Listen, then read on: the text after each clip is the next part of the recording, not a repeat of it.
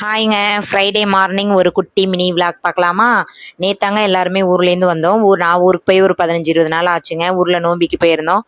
இங்கே பால்குடம் எடுத்த வீடியோஸ்லாம் போட்டிருப்பேன், பார்த்துருப்பீங்க நிறைய பேர். அப்புறம் தங்கச்சி வீட்டில் வந்து ஒரு 5 நாள் இருந்துட்டு, அவங்க எல்லாருமே எப்போதும் வருஷம் வருஷம் இங்கே வருவாங்க. சரி எல்லாரையும் கூட்டிகிட்டு நேற்று சாயந்தரம் தாங்க வந்தோன்னே சரி காய்கறி எதுவுமே இல்லை. அதனால் சரி காலையில் நேரமே எழுந்திரிச்சு எல்லாருக்கும் டீ போட்டு கொடுத்துட்டு நானும் குடிச்சிட்டு சரின்ட்டு உழவர் சந்தை போயிட்டாங்க. எப்போதுமே சும்மாங்க நான் வர்ற வண்டியிலே வாங்கிடுவேங்க. அப்புறம் நானும் தம்பி மட்டும் தானே, அவங்க கடையிலேயே சாப்பிட்ருவாங்க. அதனால் சிம்பிளாக வாங்கி டெய்லி ஒன்று ஒன்று வாங்கி ஃப்ரெஷ்ஷாக செஞ்சுக்கிறது. சரி எல்லாரும் வந்திருக்கனால டெய்லி நம்ம 100 200 கொடுத்து வாங்க முடியாது இல்லையா? அதனால் மொத்தமாக போய் உழவர் சந்தையில் வாங்கிட்டு வரலான்ட்டு எல்லாமே வாங்கிட்டு வந்துட்டாங்க. அந்த காலிஃப்ளவர் 40 ரூபாங்க. காலிஃப்ளவர், இந்த சிகப்பு தண்டுக்கீரை 20 ரூபா, அந்த முருங்கைக்கீரை சின்னதாங்க அது 10 ரூபா. காய்கறிலாம் எல்லாமே ரேட் அதிகம் தாங்க. வேறு என்ன பண்ணுறது, வாங்கி தானே ஆகணும். இது வாங்கினோம்னா ஒரு 4-5 நாள் வரும். இந்த பீன்ஸ் பாருங்கள் 28 ரூபாயோ 30 ரூபாயாங்க. நான் 10 ரூபாய்க்கு கொடுங்கங்கிறேன், அவர் கொடுக்கவே மாட்டேன்னு சொல்லிட்டாருங்க.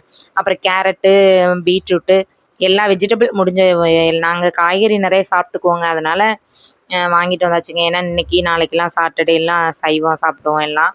அதனால் வெஜிடபிள் வாங்கிட்டு அப்புறம் புதினா மல்லித்தலை பாருங்கள், மல்லித்தலை இத்தினியோடு தாங்க, அது 20 ரூபாங்க. உழவர் சந்தையிலே இந்த ரேட்னா அப்புறம் கடையிலலாம் பார்த்துக்கோங்க, அதுவே 10 ரூபா 20 ரூபா கூட தான் விற்பாங்க.